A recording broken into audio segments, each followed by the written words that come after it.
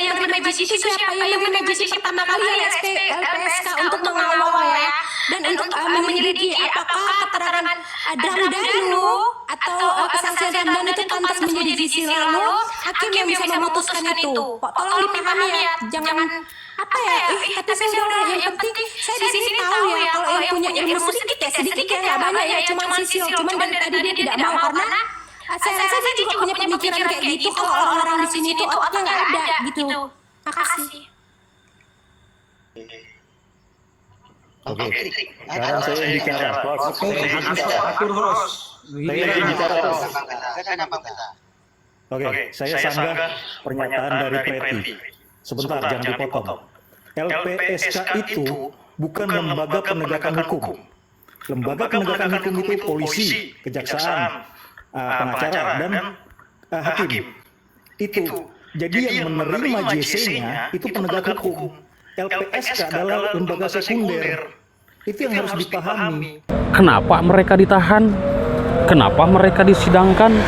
Lalu kenapa saksi-saksi mengatakan bahwa melihat Pak Yosep, melihat Ibu Mimin, melihat Abi Arigi? Apakah ini sudah ada yang setting? Lalu siapa yang setting? Nah, ini teman-teman menjadi bingung kita semuanya sebagai warga masyarakat yang mengikuti sudah lama, yang mengikuti dari tahun 2021.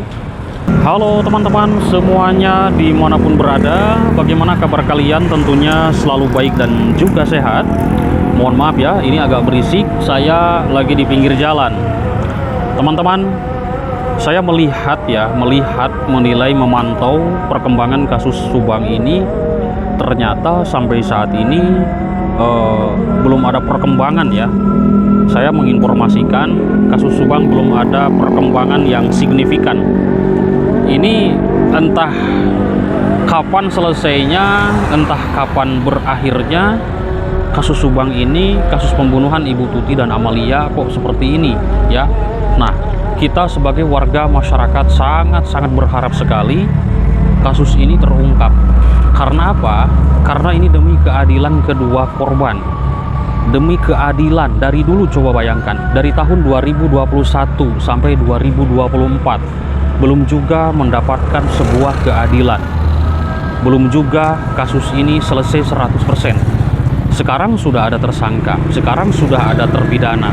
Tapi ini masih menjadi perdebatan, menjadi perbincangan publik. Ya kan? Kenapa seperti itu? Karena masyarakat yang saya nilai ini belum puas. Karena kasusnya belum tuntas 100%.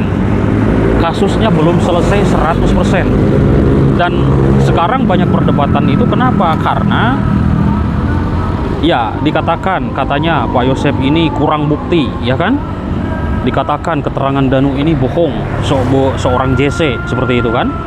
Nah, ini tentunya kita sebagai warga masyarakat ini penasaran, siapa sih sebenarnya pelaku dalam kasus Subang ini? Kan seperti itu ya, bertanya-tanya, pastilah bertanya-tanya, siapa sih sebenarnya kalau misalkan bukan mereka? Karena kan ada sebuah statement dari kuasa hukumnya, yaitu Ibu Sylvia Sumbarto, mengatakan bahwa Danu, Pak Yosep, Ibu Mimin, Abi, Arigi, Yoris, mereka ini adalah korban. Begitulah keterangannya. Nah, dulu saya sempat kaget juga. Karena apa? Saya lagi fokus untuk membahas mereka sudah masuk dalam fakta persidangan ya. Dan ini masyarakat pun yang saya nilai, yang saya lihat di kolom komentar ini terperangah kaget gitu loh. Karena memang ini agak membingungkan juga sih sebenarnya ya, kalau benar-benar mereka bukan pelaku. Akan tetapi ya di sini kan terbagi dua publik ini yang saya lihat. Ada yang percaya keterangan Danu 100%, ada juga yang sama sekali tidak percaya keterangan Danu, ada juga yang percaya bahwa Pak Yosep adalah benar-benar pelakunya, ada juga yang sama sekali tidak percaya bahwa mereka Ibu Mimin, Abi dan Arigi ini adalah pelaku. Nah, di sini bergejolaknya kenapa sekarang sudah 1 tahun lebih mungkin 3 tersangka ini belum juga dilakukan penahanan. Akhirnya masyarakat menilai bahwa bertanya-tanya, ini bagaimana sih kepolisian kan gitu ya. kok belum juga P21 sampai saat ini, kok belum juga ditahan sampai saat ini, sedangkan keterangan seorang JC yaitu menjelaskan bahwa mereka ini terlibat dalam kasus ini. Nah, ini pun masyarakat agak bingung juga ya, seperti itu. Ya, masyarakat agak bingung juga kalau misalkan mereka ini adalah bukan pelaku, lalu pasti kita bertanya, lalu pelaku ini siapa gitu loh.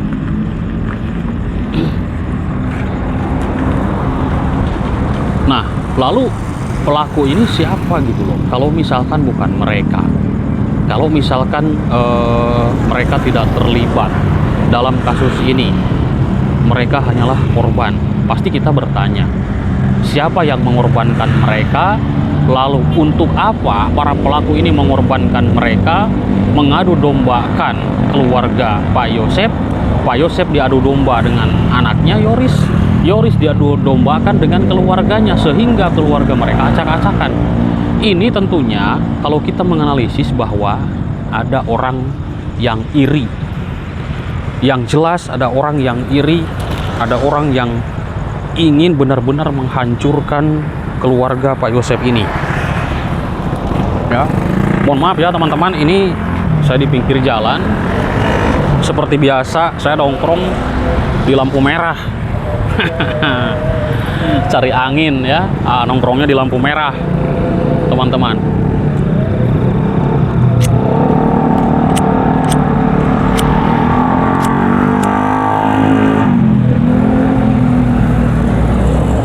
Pasti kita ini bertanya-tanya, kalau misalkan mereka bukan pelakunya, kalau misalkan mereka benar-benar tidak terlibat dalam kasus ini, ya saya membaca komentar dulu ya.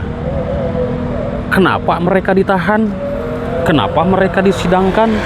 Lalu kenapa saksi-saksi mengatakan bahwa melihat Pak Yosep, melihat Ibu Mimin, melihat Abi Arigi? Apakah ini sudah ada yang setting?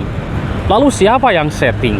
Nah, ini teman-teman menjadi bingung kita semuanya sebagai warga masyarakat yang mengikuti sudah lama, yang mengikuti dari tahun 2021 sampai 2024 persidangan. Coba bayangkan, ini kan kita waktu ya kan tersita ya. Kalau kuota gua udah nggak usah diceritain lagi, itu sudah bukan masalah ya.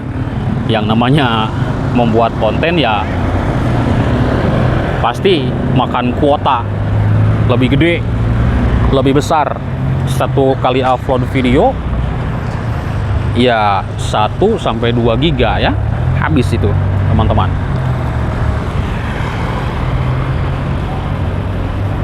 Kalau itu saya nggak dipikirkan, yang penting saya bisa memviralkan kasus Subang, yang penting bisa memberitakan kasus Subang, dan saya adalah tinggal di Subang teman-teman. Biasa kalau nongkrong-nongkrong di lampu merah. Nah teman-teman, kemarin kan saya cerita nih, itu dari arah Purwakarta ya. Nah kalau belok ke sana, kalau dari arah saya ke kiri, kalau dari arah Purwakarta ke kanan, itu ke arah Jalan Cagak sana ya. Oh, itu mobil dari arah Jalan Cagak.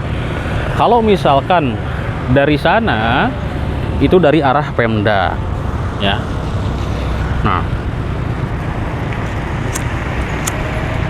kalau misalkan ke sana, nah ke sana itu ke arah Indramayu bisa ya, atau ke arah Papanukan, ke daerah Mas Yahya Muhammad ke sana.